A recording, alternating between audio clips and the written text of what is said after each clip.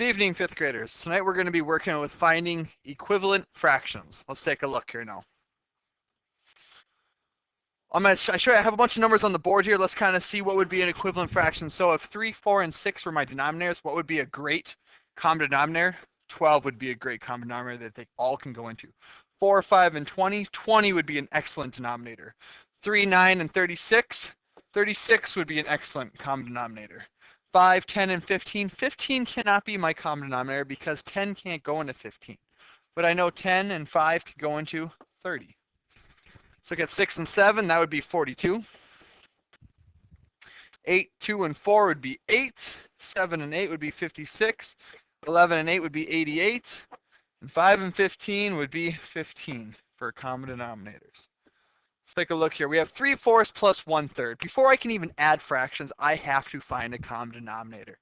So this is what I do. I call this stacking fractions. And I'm going to want you to stack fractions tomorrow.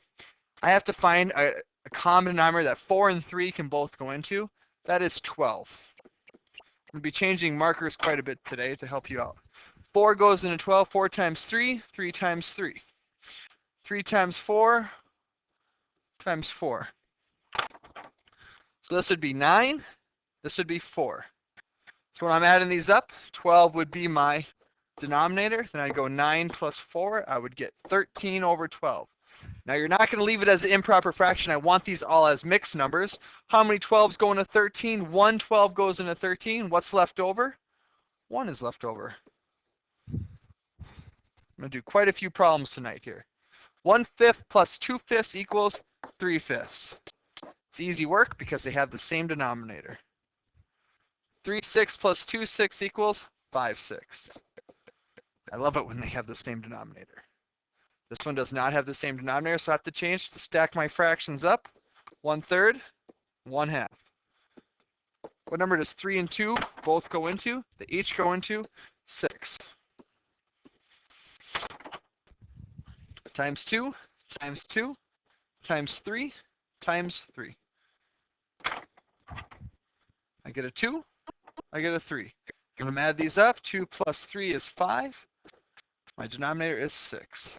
5/6 is my answer. Keep on cruising here. 4/5 and 6/15. Okay, this problem's pretty sweet. What number do they each go into? 5 and 15. I'm going to stack my fractions.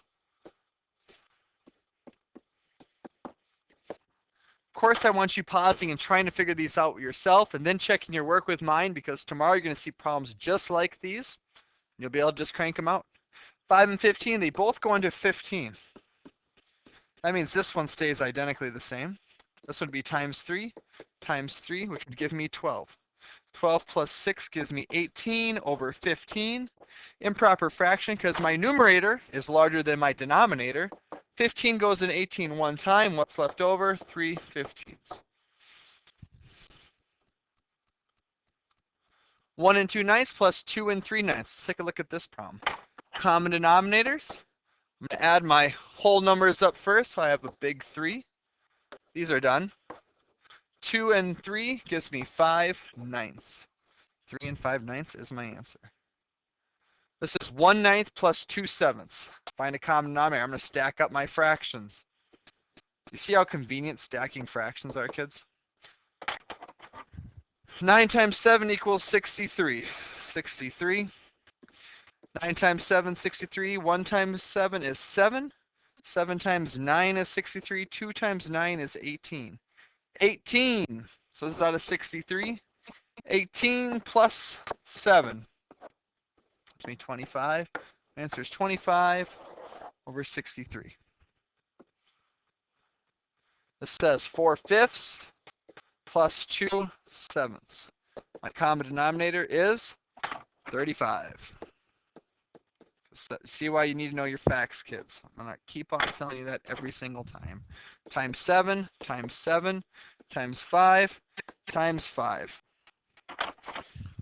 4 times 7 is 28. 2 times 5 is 10. 28 plus 10 is 38 over 35. How many 35s going to 38? Once. How many's left over? 3/35. Can't really read that one, so we'll skip that one. We'll skip these. I think you get the hang of it. Writing improper fractions. That means, remember, we're multiplying, then we're adding. 3 times 2 is 6, plus 2 is 8/3. 9 times 1 is 9, plus 6 is 15/9. Now I'm doing the reverse. How many 3's go into 26? 3 times 10 is 30. 3 times 9 is 27, so 3 times 8 is 24. That means 2/3 is left over. How many times can 9 go into 41? 9 times 5 is 45. 9 times 4 is 36. 36 and 41 gives me 9, or gives me 5. 5 9s. Missing numbers here. 20 divided. Oh, I should divide here. I apologize. Divided by 5 gives me 4. So 9 divided by what gives me 9? Divided by 5 would give me. Now this is going to be more of a complex problem, so we're just going to skip this problem for now. We'll keep going. 5 times 7 gives me 35. 3 times 7 gives me 21. That last problem was just too high for us in 5th grade right now. It's okay. We'll keep going. 25 divided by 5 gives me 5. So what number divided by 5 gives me 2? The number is 10. 4 times 3 is 12. So 1 times 3 is 3. Last problem. 5 times 20 gives me 100. 3 times 20 gives me 60. Now, keep in mind, whatever we're multiplying on the top, we're multiplying on the bottom. Whatever we're dividing on the top, we're dividing on the bottom. It's a pattern. We just have to continue to use that pattern when finding and adding fractions, when finding equivalent fractions. Okay? Hopefully this helped, kids. Look forward to working with you in class tomorrow.